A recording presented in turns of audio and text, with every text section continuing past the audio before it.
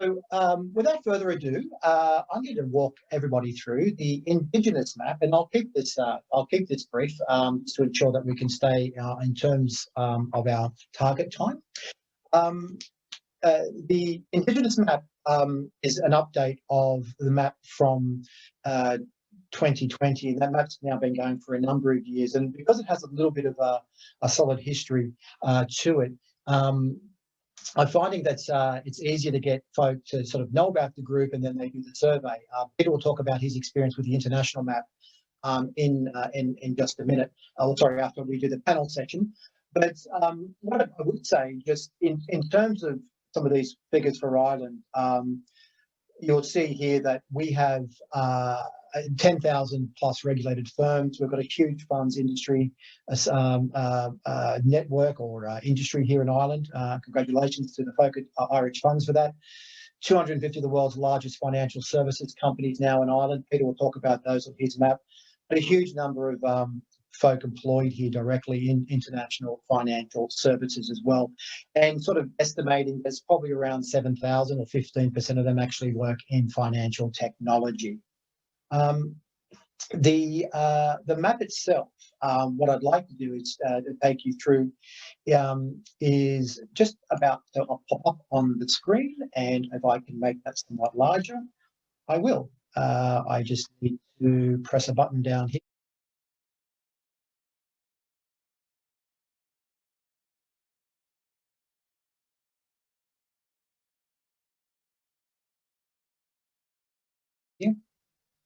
And what you'll see here is this is the, can you only, hopefully you can just see the 2021 map. There's another map hidden behind it that I can see, but I don't think everyone else can see. So let me just talk very briefly about the map. On the map, for those who are used to seeing it in the past, we've kept the same categories. Last year, in last year's edition, we merged currency and FX with payments. A lot of people came, well, not a lot, but some people came back and said we should have a currency in FX. But it does seem that every time someone does a currency trade, an FX trade, there is a payments transaction or a payment order. Hence, we just thought we'd create we put those folk in the payments box. But it's a work of art, not necessarily a work of science. What I'd say to you is that in terms of statistics, we have 246 companies on this map. Around 8.5% of the companies on this map, because it's an all of Ireland map, come from Northern Ireland. We don't call them out on the map as being from Northern Ireland, but this is an all of Ireland map. And just look for the word Indigenous, and because it's a darker green, that's how we differentiate it from the international map that Peter will walk us through later. In terms of how many payments companies there are on the map, the number is 58. That's exactly the same number as it was last year, but not all the same companies are on the map. There have been some changes, and where some folk are no longer on the map because maybe their business model has changed or their businesses, we can't validate it any longer, they won't be on the map. I won't mention who they are because maybe they're pivoting or doing something else. But to get on the map, as Peter mentioned, now there's the survey. We do validate. We check the records at company's registration office. We check LinkedIn, and we even ring and talk to people. So we have 58 people on the payment map, or 58 companies on the payments map. It is the largest sector in Ireland on this particular map, and there are other maps out there as well. And we like seeing all these maps because they're great in terms of information. So this map here is only our map, and we're not saying it is the only map. Nobody owns Fintech. We're all doing our best to join the dots. But what you'll see is that it's closely followed by RegTech. And in terms of RegTech, we have actually had an increase in the number of RegTech companies joining the map this year. And I'm just looking at my statistics. We're at 46. Last year, we had 39 regulatory technology companies. So we're up, nearly 10%. And last year we were saying that RegTech was closing the gap on payments, and it certainly has. It hasn't quite taken over. But what is interesting is the majority of firms that complete the survey are RegTech companies. And I'm guessing that's probably because most of the payments companies we've already identified in the payments category. And so they're probably less incentivized to do the survey because they're already on the map. Now, credited lending's had some great additions to it as well. An addition to it as well. There's 24 credited lending firms there on the map. In terms of platforms, we have 16. I'm not going to stop and call anybody out because it'll be unfair to anyone I don't call out. Funds and trading, we're at 13. That's up by 1. Crypto and blockchain, we need to do a bit more work and find out more about the blockchain firms that are pointing at financial services. It's not a total blockchain map, far from it. So if you know of some, do ask them to complete the map. The reason it's down 1 is Consensus was on that map, and you'll now see them move to the international map. And there have been a few occasions where someone has moved from the Indigenous map to the international map. And on one occasion where we spotted someone who I thought should be on the international map, but Peter, actually doing some further research, identified they actually are Irish HQ globally. InsurTech is up by 1, but still, although we don't have that many InsurTech in Ireland, we do have Indigenous, which probably skewers things because they are one of the largest InsurTechs out there, and they are listed on the Australian Stock Exchange as well. Accounting has grown by 1, and as I've already covered, payments and RegTech. Savings and investment is up by 1 as well. So we've had some incremental growth, but as I said, RegTech was the big growth. What's interesting is big data and analytics. Keep an eye on that. That's, I think, going to explode. A lot of firms come to us and say, I think RegTech, and then they decide, actually, I think with big data analytics, more than welcome to change categories. And then we have others, and others is stable. So overall, we've had about a 7% increase in the number of firms on this map, with the biggest increase in increases across the board, with the biggest increase in RegTech and 1 slightly down on crypto and blockchain. So just conscious of time here, so I am sort of speeding through some of these slides. The other thing I just say, very briefly, I don't want to jump into Peter's presentation at all, but this slide here would just indicate again that the majority of firms completing the survey of Indigenous nature are RegTech, followed by payments, followed by others, and then insurance, which pretty much broadly reflects the map as you see it today. And the last thing I just point out, and before I go into my panel session with Mags and Lorraine, is that we asked this question about your company expecting to hire in the next 12 to 18 months. Other people will talk about employment today. But when I look at the survey results from July last year to sort of take away the early stages of COVID impact on this, 95% say yes, and overall it's 96%. So we haven't had a drop in the number of companies saying they are looking to increase staff going forward. So Peter, I'm just going to stop there. If I've forgotten anything you wanted me specifically to call out without cutting into your international presentation, I can call Margaret and I can call Lorraine up to the panel. No, that's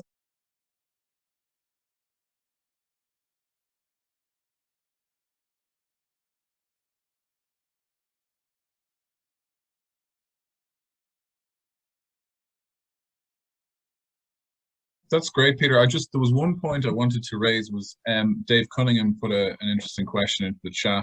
I don't think we have Karen still with us, but maybe it's one we take away. But the question from Dave was, will the Ireland for Finance Group publish a similar report to the Khalifa report? So that's Ron Khalifa, who's obviously moved on from WorldPay, FIS WorldPay, and is kind of helping to shape and define the landscape in fintech in the UK. So will there be an equivalent report with actionable and accountable plans? Now, I think you may be able to answer this, Peter, because I think some of this was covered in the European Financial Forum, which you mentioned earlier on. But I throw it over to you. And yeah, thank you for that, Dave. You always ask a great question. I think what I might do, Peter, I just want to try and get the ladies up, and if I can do the, so to speak, on the panel, I'll have to think about that while you're talking and see if I can put some answers back in the chat, if that's okay. Sure.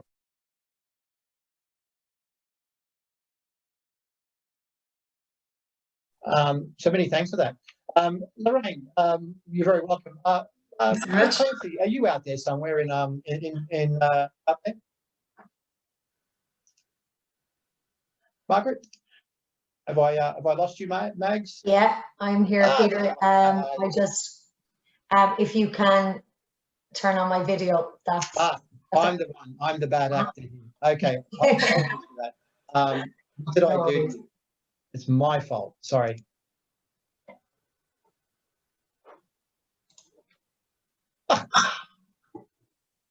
My apologies. No worries. Well, you're very much welcome, Margaret and Lorraine. And look, I think we just jump straight into it, actually, the discussion. You heard some of the numbers I threw out there, and Margaret, you're from, I'll call you Mags, I know you that long, Yeah. Mags, and I know you don't mind that. Mags, you're in the payments industry. Lorraine, you're in RegTech, so we've got the two biggest sectors on the map. May I just start with you, Mag? Maybe just a brief introduction. I know some of the audience met you last year because you helped with the launch of the map together with Extreme Push. So over to you for just a very brief introduction about what you're up to and what TransferMate's up to. Yeah, thanks a million, Peter, and thanks also for inviting us here today. A very brief introduction, guys, on TransferMate. For those of you who are not aware, TransferMate is basically a payments provider. We're B2B technology, and what we do is, in a nutshell, we send and receive business payments around the world. I can go into detail later on it through discussions, but in our world, your global reach is our business. And TransferMate's licenses and regulation is really what sets us apart. Myself then, just to explain, I've been with the business for the last 11 years. So it's been a roller coaster, to say the very least. We've scaled incredibly in the last number of years, in particular, because we had nice injection of investment from our pillar bank here, AIB, but also ING as well in Europe, which was fantastic. We're HQ'd out of Kilkenny, but I guess the sales teams have grown around the globe. So we've opened offices like in the last number of years. We try to dot around the US because we have our pan-US licenses over there. But basically, we have global teams all around the world now. So it's not just about Kilkenny, but it is still the central hub, and it will continue to be. So I'll pass it back to you, Peter. No, that's great. So it just happens to be an Irish scaling success story, a global company which just happens to be headquartered in Kilkenny. Yeah, just like that. I mean, and out of Kilkenny, I suppose, so we've our development, we've our treasury, tech support, etc. Not just the sales teams. So yeah. Thank you very much, Lorraine. UBO Service. This is not your first regulatory technology enterprise. No, it's not. This is the second RegTech company I've started working with. So.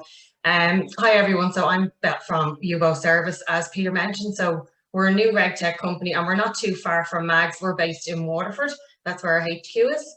So we provide a new technology and declaration service that specialises in anti-money laundering and know your customer solutions. And that's all done through real-time beneficial owner declarations. So we help obliged entities such as banks, law firms, accountancy firms, real estate agents. I mean, the list goes on really for obliged entities these days. We help them meet their customer due diligence obligations and their regulations. So for them at the moment, finding out who their ultimate beneficial owners are is proven quite difficult. I mean, we help automate their service, and we're going to try help remedy their pain points, making it easy for them to fully understand who their true beneficial owners and controllers are, all in an online safe environment, and that's through either an online cloud-based portal or through our API. So what we want to do is basically help our customers utilize our technology and add it on to their decision-making process when they're conducting their due diligence and their risk management.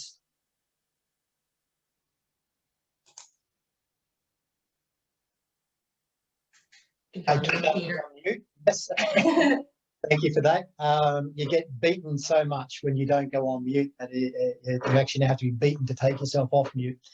I've just put up in the background there the 2021 map, which you can see in TransferMate. You can see yourselves there in payments. I know there's more businesses in the wider group of companies, and they exist elsewhere. And we just popped in Margaret. You just sorry, Elaine. Oh, there we go. Elaine just popped in there for a second to say hello. And there, UBO Service is sitting there in RegTech in the fourth column. They're just above Urban Fox, but you can see the logo.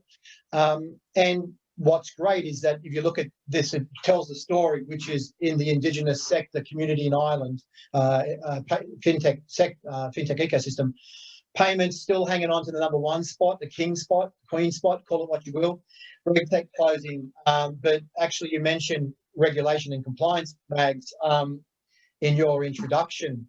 And I've often heard it be said that a payments company is really a compliance company, just happens to be helping move monies around the globe. So I don't want you to jump in on that, and you don't have to take that as a question.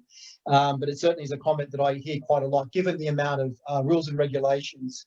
But I think I would stop and say, is there any jurisdiction in the world that you're not regulated in? Well, there are a number of them, Peter, that are in pipeline and that we're working on at the moment. We've recently just added Mexico and we've added the Philippines. So we're pretty busy trying to get set up, and we've got new salespeople getting off the ground in those particular jurisdictions and markets. But yeah, I mean, TransferMate are regulated. Okay, we've got Europe, and then we've got pan-US licenses, as I mentioned. You know, Singapore, Hong Kong, to name but a few. And look I mean, this is exactly what sets us apart from our competitors, and it's all about the offering that we can give to our customers. So it's how quick you can get funds in and out of like a specific country, you know, and you have to be regulated to do so. So like for our customers, it's all about the global reach and where we can receive from. And I suppose, you know, if we were in the P2P space, that wouldn't be as applicable. But for enterprise businesses, we found, which we have been working with for the last, you know, number of years, it is about where to next. You know, and you know, like receiving funds, etc. If you don't have a specific country on their list, it might just cost you their business. So it's really important that we continue to keep this going. I have meetings in my diary about setting up in a number of other countries, like for the rest of the weeks. This is what we were really, really good at, getting our licenses, putting somebody new on the ground there and scaling up in that particular country. Like even last year, the year before, I think we achieved the UAE. So we've sales guys over there on the ground, and their pipelines, things are beginning to really happen now, which is fantastic, you know. Thanks for that, Mags. I'm going to ask you to just have a quick think about anything which big happened in the last 12 months with the business. We know that part of the beginning of 2020 was a bit scary for all firms, you know, sort of March onwards. And then maybe also, you know, what TransferMate did in that area, but also maybe I just ask you to have a think, and I'll come back to you on this, about this constant discussion we have. Is it competition or is it collaboration between banks and, you know, fast-moving fintechs? But while I'm getting you to have a think about that, and I'll come back to you, I might just reach out to you there, Lorraine, and ask you how you found the industry over the last 12 months in RegTech. Anything new, exciting going on? Your own business, other businesses that you're connecting into? Yeah, sure. So I mean, in the last 12 months, we've seen the RegTech industry, it's really after maturing, and obviously digital adoption has been pushed to the forefront of many financial services. If you had asked me in 2019 or at the start of 2020, I would have said digital transformation was something that was important for financial services, but that they're going to still kind of proceed at a slow and measured pace. But obviously with the onset of COVID-19 and having to work remotely, we've seen everyone's after accelerating their digital plans, and I'm sure everyone's probably, you know, I've heard the words digital adoption over and over. Also within the industry, I mean, with the onset of new regulations, year on year, we see lots of new regulations. And I think that's why a lot of the financial services, they need to look at, that's why they're looking at implementing robust compliance solutions and RegTech solutions like UBO Service. A lot of companies also, I'm finding from hearing from customer feedback, they really want to focus on the customer experience. You know, they want to provide the type of onboarding experience that the regulators are demanding, but also that the customers are expecting. I think customer experience is becoming really, really important these days for financial institutions. I mean, we've seen more online digital banks now onboarding customers a lot faster, and it's becoming their competitive advantage over traditional banks. Yeah, thank you for that. Mags, just back to you then for that question in relation to the competition versus collaboration, and also anything that you guys did that was faster than what a bank could do last year for any particular client. Yeah, absolutely. So Peter, on the collaboration piece, I mean, conversations have just got interesting. I suppose the more that the more regulation that we pick up, the more attractive maybe we are to, okay, let's, like the banks as an example. So instead of working against one another, TransferMate are a partner of Wells Fargo Bank. So for example, Wells Fargo use TransferMate to receive funds from countries that they're not regulated in. So instead of them putting their, I suppose, their workforce and spending time on the regulation, they just decided to partner with us. So instead of working against one another, we're finding collaboration, like our partnership conversations have become far more interesting recently. But also to cover up what you mentioned, Peter, I mean, yeah, look, I mean, the pandemic was difficult for everybody, right? I'm not, I suppose I'm not going to say, you know, our business wasn't affected initially, but I do think that this time last year, there was an initial nervousness, you know, particularly in Europe. And what we actually found was we almost benefited from that late in March, because we found businesses were paying their invoices like they were going to go out of business the following week, right? So there was this sense of panic, which in Q2 that slowly but surely eased and relieved. And I suppose, in fairness to the Irish economy, we really did bounce back very, very quickly after the initial lockdown. But it actually helped with some of our, you know, commercial conversations that we were having, to be honest. Like one in particular. I thought I heard a rumor about some equipment coming into Ireland. Yeah, so basically, right, a government-run agency got in contact with TransferMate because they needed to get funds paid into Hong Kong very quickly. So our regulation would allow that to happen. And it was for PPE gear, like to get back as quickly as it possibly could to the country. So in actual fact, what TransferMate did in that case was, let's just say it was a Monday, and the booking was made with TransferMate, but what we actually did was we pre-funded their supplier in Hong Kong, which meant that the funds were paid into Hong Kong almost instantaneously, within 24 hours anyway.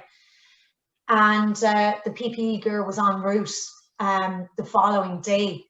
So instead of it taking, you know, using traditional methods that we would do with the SWIFT system and how long the funds would take to get there, it was the difference like of about 10 days at least, Peter. So it was a really good success story to have.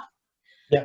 But, you know, also I really wants to mention that in other discussions that I was very much so in the lead and part of, commercial discussions that we're having with a number of enterprise businesses, in particular from the FMCG industry, that just became so under pressure for supply last year and into April and May, and to keep stock on the shelves for ourselves, who had gone a little bit crazy when it came to all that sort of thing.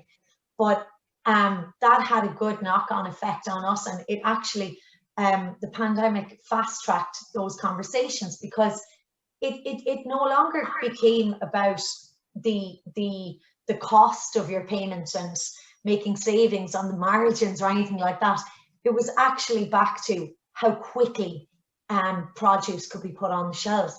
So, you know, and again, our regulation stood to us because, you know, we're able to get funds into those countries really, really quickly and turn around, etc. You know, produce back on shelves quicker than it would be using traditional methods. Yeah. There's an interesting question here. I probably won't have time to go into it because I want to go back to Lorraine now. But a question came in from David McCarthy saying, a question for Margaret, what supports were there for you to understand requirements in each jurisdiction ahead of seeking regulation? And I guess that comes down to you have a very strong legal compliance, risk and business team, yeah? Yeah, we do. And to be honest, Peter, we've invested in that. And, you know, as one of the departments I mentioned being HQ'd out of Kilkenny, I really should have mentioned that one. And, you know, recently we've added again a new head of risk and compliance to our team. So we're constantly building our own team and I suppose building on our own expertise internally. You know, and bringing them in from, you know, bringing on new people, new ideas, and also, like, it depends on the jurisdiction. So we would need a head of compliance in, you know, Singapore, Australasia, and the US. So collectively, those guys all work incredibly well together, and it's all about securing, I suppose, maintaining what we currently have, but securing the next license. And we've a newly appointed head of our regulation as well this year. So it's really, you have to invest in it. It's key. Okay, investment's a great word, and adoption as well. So I might leave the last word to Lorraine here, but Lorraine, what I'd like to know is two things. One, I guess, is very briefly, we can just go into these. Is what are the main obstacles of RegTech adoption? Because I hear from a lot of firms saying, look, we know we can't do this work, whatever it is, manually. We need technology. So curious about that. And the other question I have for you very briefly there, Lorraine, is UBO Service client model, what